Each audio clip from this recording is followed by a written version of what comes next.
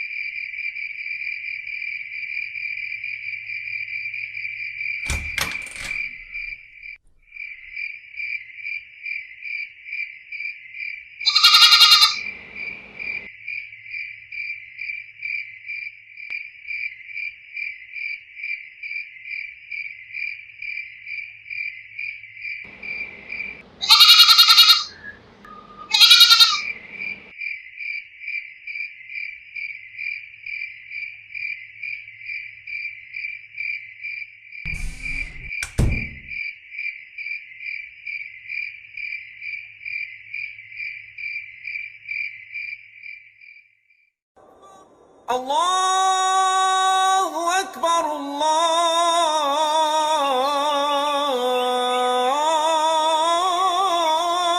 अकबर।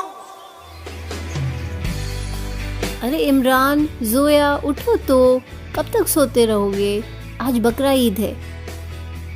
देखो तुम्हारे अबू मुन्ना को नहला रहे हैं।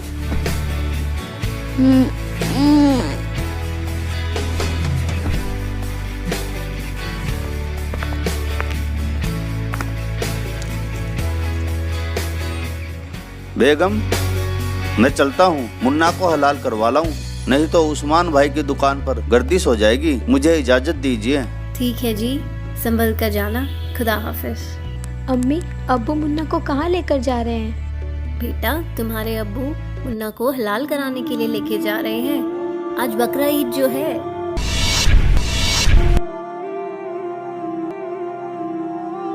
अबू अबू प्लीज मुन्ना को मत लेकर जाओ। बेटा ये जरूरी है। हमारा बिल्कुल भी मन नहीं लगेगा अबू, यदि मुन्ना को कुछ हो गया तो। बेटा ये जरूरी है। प्लीज अबू प्लीज मुन्ना को इमरान मत बेटा लेकर मान जाओ आप। Please Abu please. बेगम पकड़ो इसे। अब्बू मत लेकर जाओ ना मुन्ना को, आखिर उसने किसी का क्या बिगाड़ा है?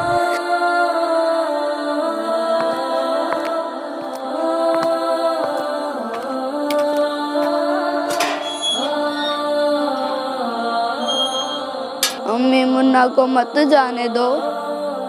प्लीज अम्मी, मुन्ना को बचा लो, प्लीज अम्मी।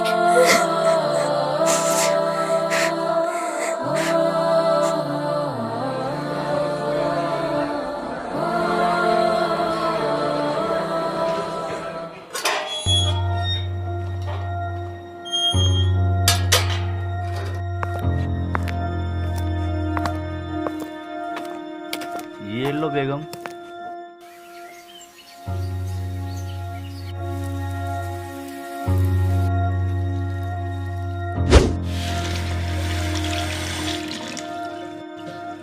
इमरान, जोया, बेटा आ जाओ, खाना खा लो। कितना अच्छा गोश्त बना है।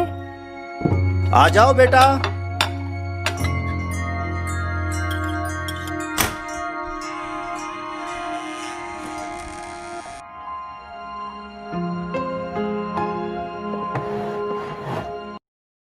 अब्बू मुन्ना कहाँ है?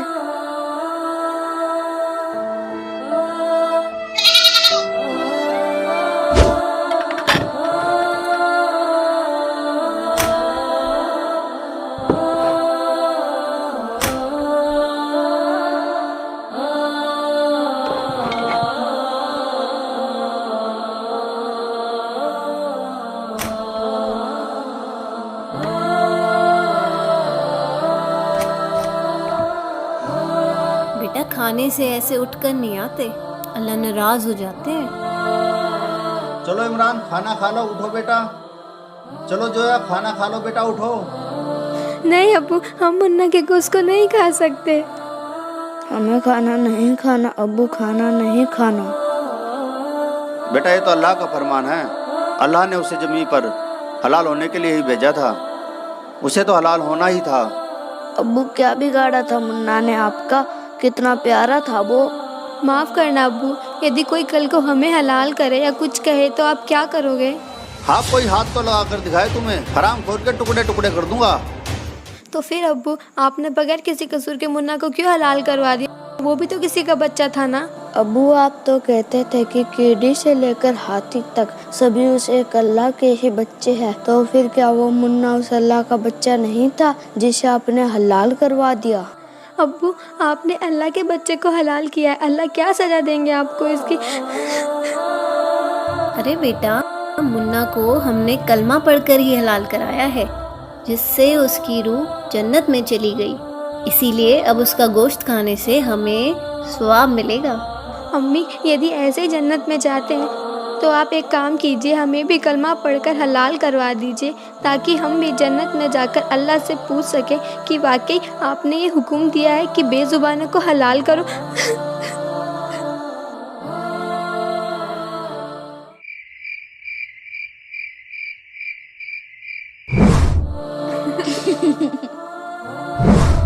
अब्बू अब्बू प्लीज मुन्ना को मत लेकर जाओ। बेटा ये जरूरी है। हमारा बिल्कुल भी मन नहीं लगेगा अब्बू, यदि मुन्ना को कुछ हो गया तो। बेटा ये जरूरी है। प्लीज अब्बू प्लीज मुन्ना को इमरान मत बेटा, लेकर मान जाओ आप। नहीं अब्बू नहीं, मत लेकर जाओ मुन्ना को। क्या मुन्ना हुआ को इमरान मत बेटा? लेकर जाओ क्या अब्बू हुआ? प्लीज। क्या हुआ बेटा? मुन्ना कहाँ चला गया अम्मी? मुन्ना ने आपका क्या बिगाड़ा था अब्बू, जो आपने उसका हलाल करवा दिया? हाँ अब्बू, चुप हो जाओ बच्चों, रात काफ़ी हो गई, सो जाओ।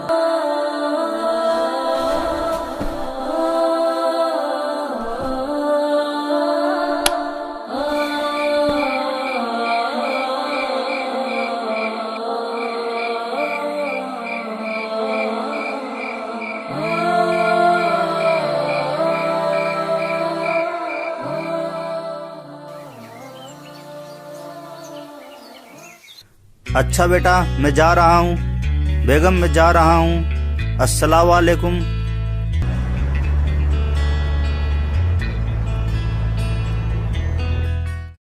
अब्बू, मत लेकर जाओ ना मुन्ना को, आखिर उसने किसी का क्या बिगाड़ा है? अब्बू अब्बू प्लीज मुन्ना को मत लेकर जाओ। माफ करना अब्बू, यदि कोई कल को हमें हलाल करे या कुछ कहे तो आप क्या करोगे? आरिफ भाई सलाम वालेकुम। वालेकुम सलाम। चलो आरिफ भाई लंच करने चलते हैं। आप कर लीजिए, मुझे भूख नहीं है। नहीं आरिफ भाई, ऐसे काम नहीं चलेगा। मैं सुबह से आपको देख रहा हूँ, काफ़ी परेशान लग रहे हो। लंच तो करना ही पड़ेगा। चलो खड़े हो जाओ।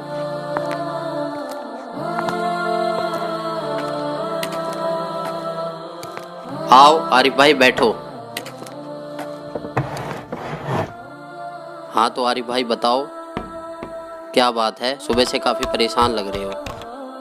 कुछ नहीं शहजाद भाई, कल बकरा ईद थी ना। कल की बकरा ईद ने तो मुझे झंझोड़ के रख दिया, मेरी रूह को एकदम निचोड़ दिया। बच्चों ने मुझसे ऐसे सवाल जवाब किए जिसका मेरे पास कोई जवाब नहीं था। अब्बू मुन्ना कहाँ है? अब्बू क्या बिगाड़ा था मुन्ना ने आपका? माफ करना अब्बू, यदि कोई कल को हमें हलाल करे या कुछ कहे तो आप क्या करोगे?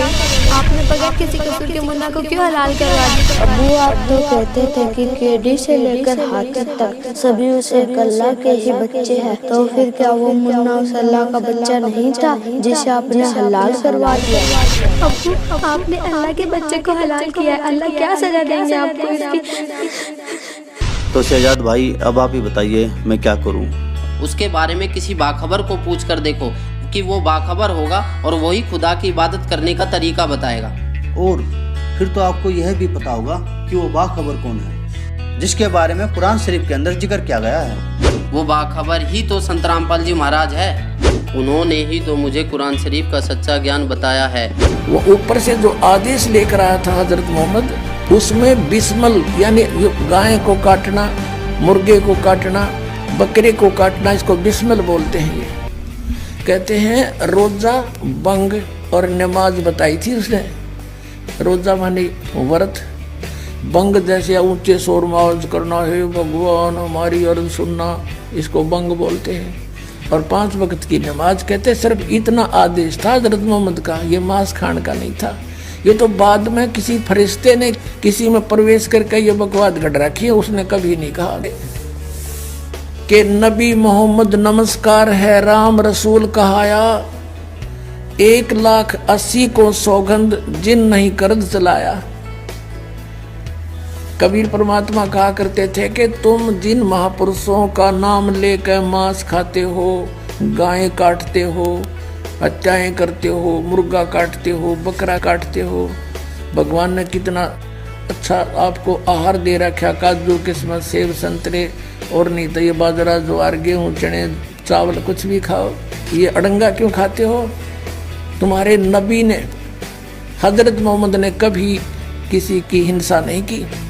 कहते हैं वो तो आदरणीय महापुरुष थे, नबी मोहम्मद नमस्कार है राम रसूल कहाया, और 1,80,000 को सौगंध जिन नहीं कर चलाया। हजरत मोहम्मद जी के 1,80,000 अनुयायी हुए थे जो कति पाक साफ थे, वो ब्याज तक भी नहीं लेते थे, जिहाद संघर्ष नहीं करते थे, किसी का कत्ल करना भी महापाप मानते थे।